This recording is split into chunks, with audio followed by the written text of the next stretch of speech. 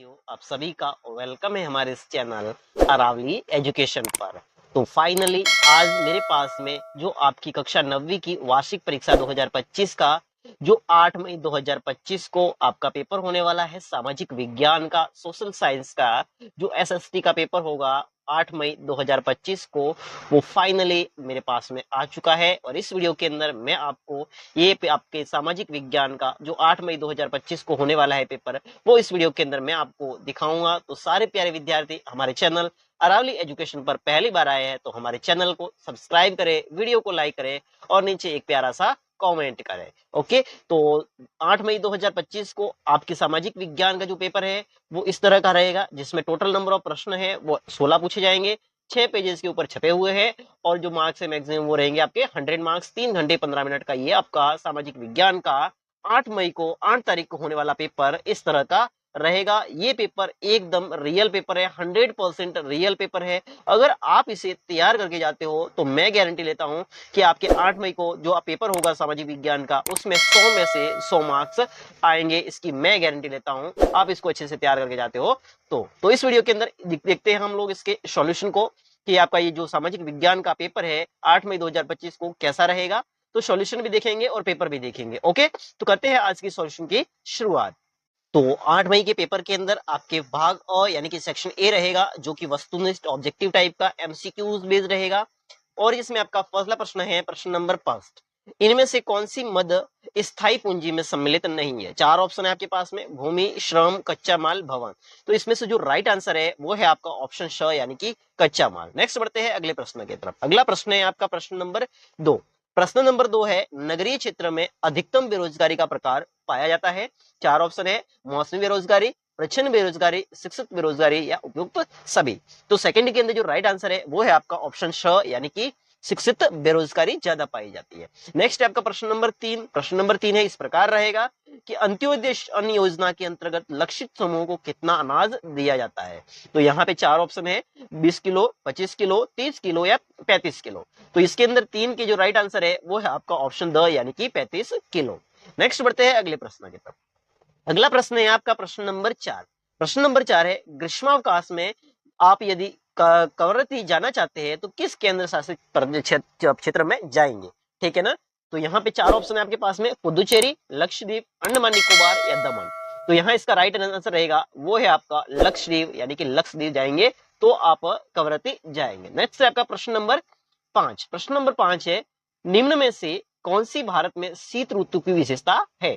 4 option है, गर्म दिन गर्म रातें, गर्म दिन ठंडी रातें, ठंडा दिन ठंडी रातें, ठंडा दिन गर्म रातें। तो शीत ऋतु के अंदर ठंडा दिन भी होता है, ठंडी रात भी होती है, यानी कि ऑप्शन स है वो इसका एकदम राइट आंसर है। नेक्स्ट बढ़ते हैं अगले प्रश्न की तरफ। अगला प्रश्न है आपका प्रश्न नंबर 6। प्रश्न नंबर 6 है, निम्न में से कौन सी नदी प्रायद्वीपीय भारत की सबसे बड़ी नदी है। 4 ऑप्शन है, नर्मदा, गोदावरी, कृष्णा, महानदी। तो यहाँ 6 का जो राइट आंसर है वो है आपका ऑप्शन ब यानी कि गोदावरी नदी है, जो कि प्रायद्वीपीय भारत की सबसे बड़ी नदी है। नेक्स्ट है आपका प्रश्न नंबर 7।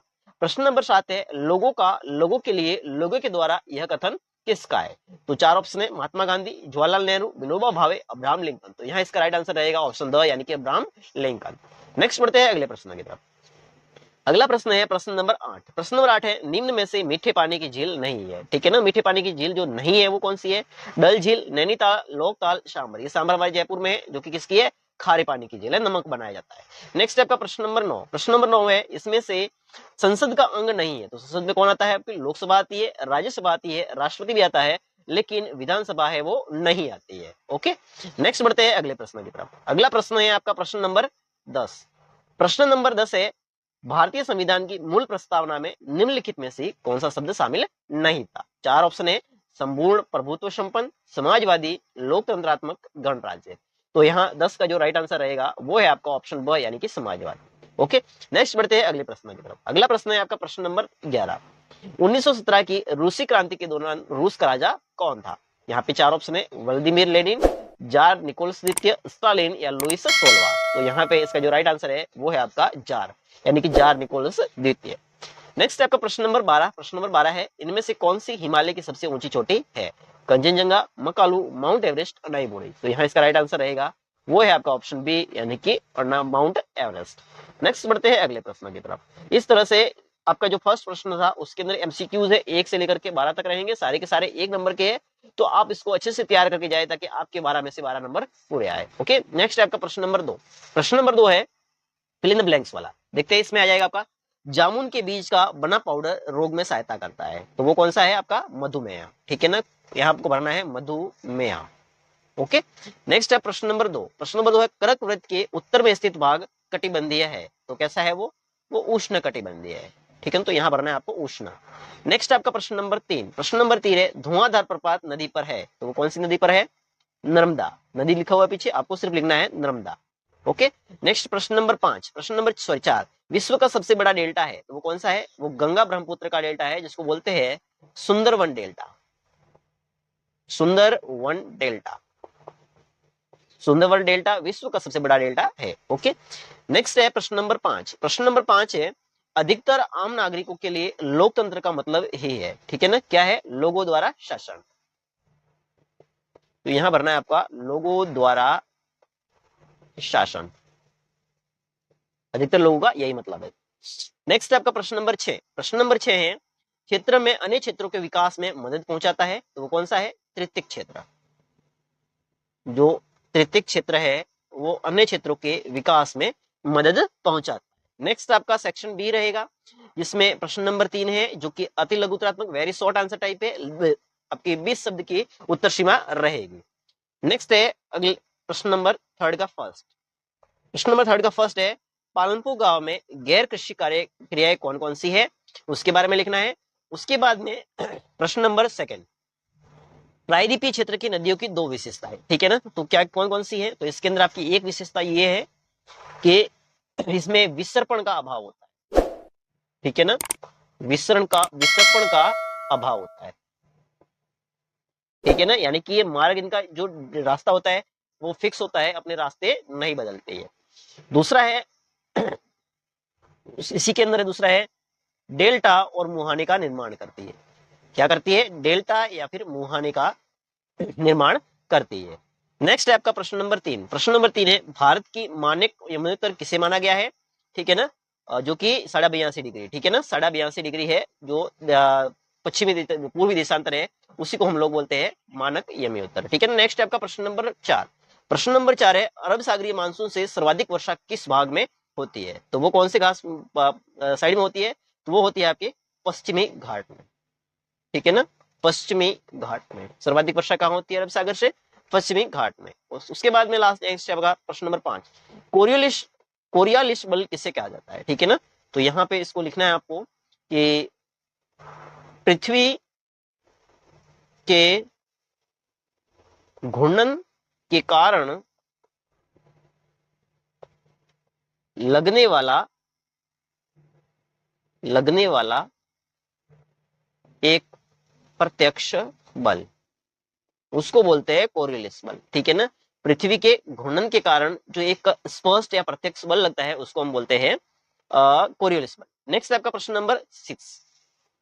प्रश्न नंबर 6 है भारत एक गणतंत्र शासन व्यवस्था वाला देश है, बताइए, इसके बारे में आपको लिखना है।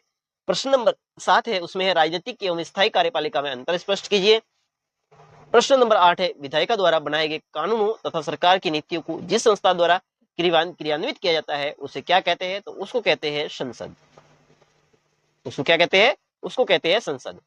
नेक्स्ट बढ़ते हैं अगले प्रश्न की तरफ। अगला प्रश्न है आपका प्रश्न नंबर 9। प्रश्न नंबर 9 है भारतीय संविधान कैसे नागरिकों को अपने मौलिक अधिकारों की सुरक्षा प्रदान करता है, इसके बारे में लिखना है। उसके वो तो इसका राइट आंसर रहेगा वो है आपका भारतीय नागरिक, भारतीय नागरिकों। यहाँ पे राइट आंसर रहेगा वो है आपका भारतीय नागरिकों को। नेक्स्ट है आपका प्रश्न नंबर 10। प्रश्न नंबर 10 है आपका एक मित्र जो स्कूल के समय या सीमेंट के कारखाने में काम करता है, इसमें कौन से मौलिक अधिकार का उल्लंघन हो रहा है, उसके बारे में लिखना आपको। उसके बाद में है रेडिकल विचारधारा की 2 विशेषता बताइए। और उसके बाद में प्रश्न नंबर 12 है न्यूनबर्ग कानून के तहत अवांछितों को नागरिकों की राहत का हक नहीं था, व्याख्या करिए, इसके बारे में लिखना था आपको। और उसके बाद में आपका प्रश्न नंबर 13 जो रहेगा उसमें है राजस्थान के रायका समुदाय के बारे में आपको लिखना है, यानी कि रबारी समुदाय के बारे में आपको, रायका समुदाय है उसके बारे में आपको लिखना है। नेक्स्ट आपका सेक्शन सी, वो सेक्शन सी है उसमें आपको करना है शॉर्ट आंसर टाइप, यानी कि प्रश्न नंबर 4 है वस्तुओं एवं सेवाओं का आदान प्रदान हेतु आवश्यक साधनों का उल्लेख कीजिए। उसके बाद आपका प्रश्न नंबर 5 है, आपके विचार से भारत किस क्षेत्र में रोजगार के सर्वाधिक अवसर सुसर्जित कर रहा है, उसके बारे में लिखना है। और उसके बाद में प्रश्न नंबर 6 है, मनुष्य के लिए वनों की आवश्यकता के कारण बताइए। और उसके बाद में है, वर्षाय की संधि की 4 प्रमुख शर्तें बताइए। और उसके बाद में है प्रश्न नंबर 8, स्टालिन ने खेती के सामूहिकरण का फैसला क्यों किया। और उसके बाद में प्रश्न नंबर 9 है, किशोर जनसंख्या क्या है, इनकी समस्या बतलाइए। नेक्स्ट है आपका प्रश्न नंबर 10। प्रश्न नंबर 10 है, उपनिवेशी शासन काल के अंतर्गत चरवाहों के जीवन में क्या परिवर्तन आए। और उसके बाद आगे है आपका प्रश्न नंबर 11। और प्रश्न नंबर 11 है, क्रांतिकारी शासनकार ने महिलाओं के जीवन में सुधार लाने हेतु कौन कौन से कानून लागू किए। और उसके बाद में 12 है, लोकतांत्रिक सरकार शासन का सबसे अच्छा स्वरूप है, स्पष्ट कीजिए। प्रश्न नंबर 13 है, संविधान क्या है, इसका की औचित्य महत्व लिखिए। उसके बाद में सेक्शन डी है, उसमें आपकी जो ऐसे टाइप के हैं निम्नात्मक प्रश्न है, बड़े प्रश्न है, देखते हैं इनको भी। प्रश्न नंबर 14 है, राज्य विधानसभा क्षेत्र में स्वतंत्र और निष्पक्ष चुनाव कराने के लिए किन किन बातों पर ध्यान देना चाहिए। या फिर इसी के ऑप्शनल में है, क्या भारत का चुनाव आयोग स्वतंत्र है, उसकी अधिकतर अधिकार एवं शक्तियों का वर्णन कीजिए। नेक्स्ट प्रश्न नंबर 15, भारत में निर्धनता के प्रमुख कारणों को स्पष्ट करते हुए उन्हें दूर करने हेतु सुझाव दीजिए। इसी के ऑप्शनल में है, निर्धनता रेखा के बारे में आप क्या समझते हैं, निर्धनता का लोगों के जीवन में क्या प्रभाव पड़ता है, उसके बारे में आपको लिखना है। और उसके बाद में आपका भारत का मानचित्र है, उसके अंदर भरना है लक्षद्वीप, उसका भरना है जयपुर राजस्थान में है, Andaman Nicobar group of island है। और उसके बाद में आ जाएगा आपका भारत का थार का मरुस्थल। उसके बाद में इसी के ऑप्शनल में अरावली पर्वतमाला भरनी है, पूर्वी घाट, जम्मू कश्मीर और दिल्ली। ठीक है ना, इस तरह के आपको मैप में भरना है। तो इस तरह से फाइनली आपके 8 मई का जो पेपर है मैंने पूरा बता दिया है, आप इसको अच्छे से पढ़ के जाए। Okay, thank you so much, have a nice day.